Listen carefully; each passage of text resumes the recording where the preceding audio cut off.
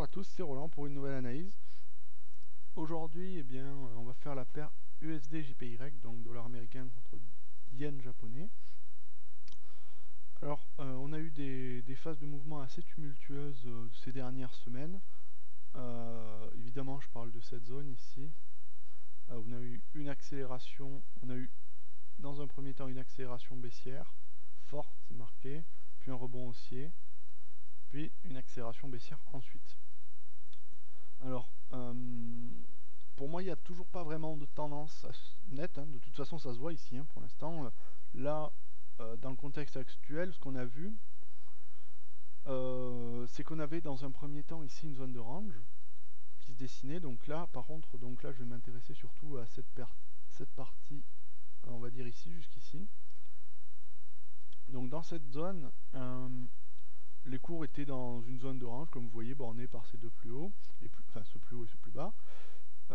Et on était même dans une consolidation à plat triangulaire, comme ça. Et bon, on est sorti d'un côté, on a exagéré, on est sorti en dessous du dernier plus bas ici, de la zone importante de support. On a accéléré tout d'un coup à la hausse, donc ça, toutes ces choses-là, c'est surtout dû à des événements de type fondamentaux, notamment on pense au séisme et à ces choses-là. Ensuite, on a une accélération à la hausse brutale. Puis, on a touché plus ou moins, on a un peu dépassé de chaque côté en fait, et on est reparti à la baisse. Donc pour moi, on est toujours dans une tendance naturelle de range dans la partie actuelle. On se situe, on n'a pas de tendance claire. Alors, cependant, bon, il faut quand même souligner que la paire n'arrête pas de baisser sur des unités de temps plus grandes.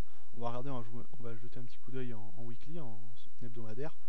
On voit ici que depuis 2007, la paire elle fait que de la baisse, elle casse tout le temps des plus bas, on le voit ici, le plus bas a été cassé, et là on est en consolidation après la cassure d'un plus bas, donc en quelque sorte on est sur le pullback.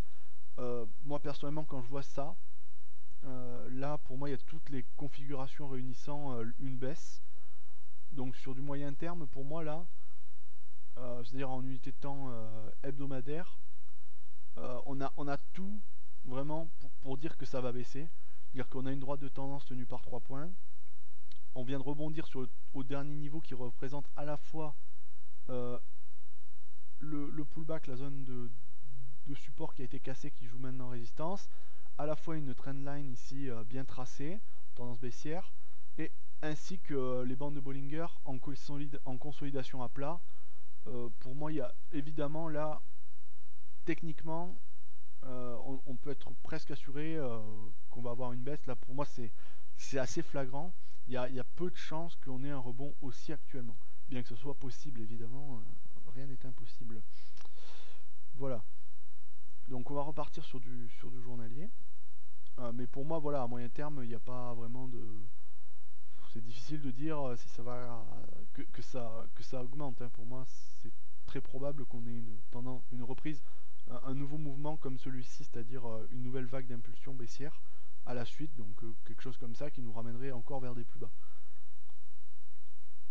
Alors donc pour moi l'avis sur le moyen terme est plutôt baissier, donc sur le court terme on est un peu plus incertain, mais à terme ça devrait baisser théoriquement.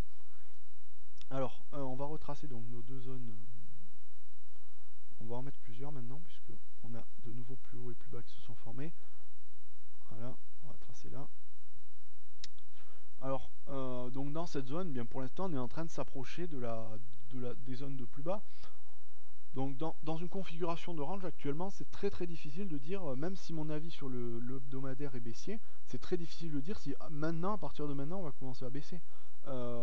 Pour moi, là, on a eu un mouvement baissier clair ici sur les dernières bougies. Autant on avait un mouvement clair haussier sur celles d'avant. Donc là, on pourrait avoir aussi un rebond qu'une cassure. Je préférerais valider ce scénario avec une cassure franche, sans événements de fond fondamentaux importants.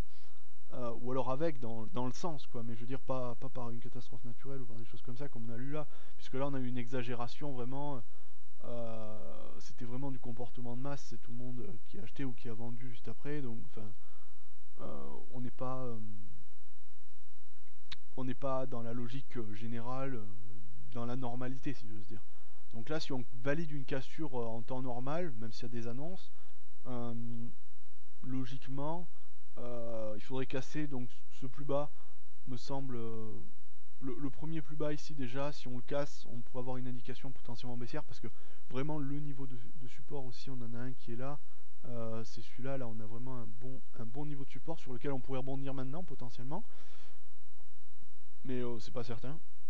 Il faut vraiment attendre une confirmation du rebond, puisque là on est dans une zone vraiment d'incertitude. On a à la fois des mouvements à des endroits qui sont restreints, des mouvements plus amples, tout ça dans une zone de range globale. C'est vraiment très difficile de dire vers où ça va aller. Alors, donc concernant le dollar, ben on a globalement le dollar est parti sur une tendance baissière sur presque toutes les paires, même sur toutes les paires. Quand on regarde le graphique du dollar index, il est en chute libre, mais complète, quoi. C'est vraiment, il s'effondre. À la fois avec la politique monétaire de la banque centrale, c'est pas étonnant. Donc là, pour moi, je serais plutôt d'avis baissier de manière fondamentale sur le fond, puisque comme on l'a vu en hebdomadaire, tous les arguments sont réunis pour valider une théorie baissière. Cependant, pour prendre une position maintenant, ça me semble très dangereux. Puisque là, on est, comme je vous l'ai dit, on est dans une zone de range, dans une zone de range chaotique en fait, puisqu'on n'est pas dans un range vraiment organisé. On a des moments où ça peut être organisé. Là, on avait une phase ici, toute cette période, c'était assez organisé, si j'ose dire. Là, après, ça a accéléré à la baisse, ça a accéléré à la hausse, c'est reparti à la baisse, on va toucher les bandes de Bollinger inférieures. On n'a pas de tendance précise, et pourtant on a des mouvements amples. Donc, bon, si on trace les retracements de Fibonacci sur la dernière accélération, bon, on a cassé les 61,8, on pourrait se diriger vers les 76,4, mais on ne sait pas du tout. Là, c'est vraiment compliqué à dire. Donc, alors, pour moi, donc là, dans l'idée, si on joue une stratégie moyen terme, prendre position maintenant à la vente, ça me paraît judicieux. Mais alors, il faut placer son stop vraiment haut, c'est-à-dire là, on va repasser sur du hebdomadaire, puisque c'est vraiment le plus important. Enfin, c'est là où on voit les choses, quoi, parce que sur le journalier, on n'a pas grand-chose d'intéressant. Si on joue un moyen terme, un trade, on se place au-dessus du dernier plus haut, donc vers ces zones-là. Donc je dirais autour des 86,7 par là. Et après, pour les objectifs, on peut aller loin. Alors là, il n'y a pas de problème pour ça. On peut, là, vous voyez, on a une figure globalement. Alors je vais enlever les droites que j'avais tracées. On a une configuration en drapeau ici. Elle paraît assez claire. Dire consolidation canalisée. Donc logiquement, on devrait avoir une accélération de la taille de la dernière accélération. Donc ça devrait donner quelque chose vers les 70, vers les 70 à peu près. Bon, c'est un peu alarmiste, mais en termes d'analyse technique, c'est cohérent, me semble-t-il. On est sur une tendance baissière de fond importante. Ça me paraît, si on trace, on va tracer une autre méthode. Là, vous voyez, on avait notre fameuse droite de support qui était cassée. Si on trace les objectifs théoriques de la balançoire, et même là globalement, on a même mieux. Si on trace la balançoire, on s'en sortirait plus haut, donc c'est-à-dire à 75 à peu près. Mais on a d'autres objectifs possibles. Vous voyez ici, là, on a, si on se met comme ça, alors par contre, ça prendrait pas cette droite-là. Je pense qu'il faudrait prendre celle-ci pour être plus. Voilà, donc là, on aurait un triangle descendant très clair ici. Donc si on traçait les objectifs à ce niveau-là, on se placerait à peu près sur le même niveau. Si on traçait des objectifs dynamiques, c'est-à-dire la parallèle à cette droite,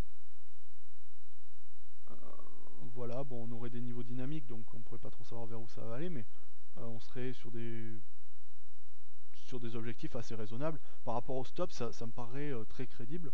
Prendre une position à moyen terme, actuellement, pour moi, ça me paraît très intéressant. Bon, après, on peut aussi attendre la cassure du plus bas, là, comme j'ai dit, sur l'unité de temps journalière, là, on a encore une zone d'incertitude, puisqu'on est dans une zone où les bandes de Bollinger sont refermées, et où les cours sont en range. Mais je serais plutôt d'avis baissier quand même sur le fond. Voilà. Donc sur le journalier, comme je vous ai dit, donc en court terme, je pense que vu que mon avis à moyen terme est baissier, jouer le rebond à court terme me paraît dangereux.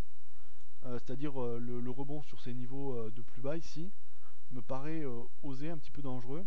Comme vous voyez, puis même si on regarde ici en hebdomadaire, on est passé sous la moyenne mobile et on a touché dessous et on est resté bloqué dessous, signe de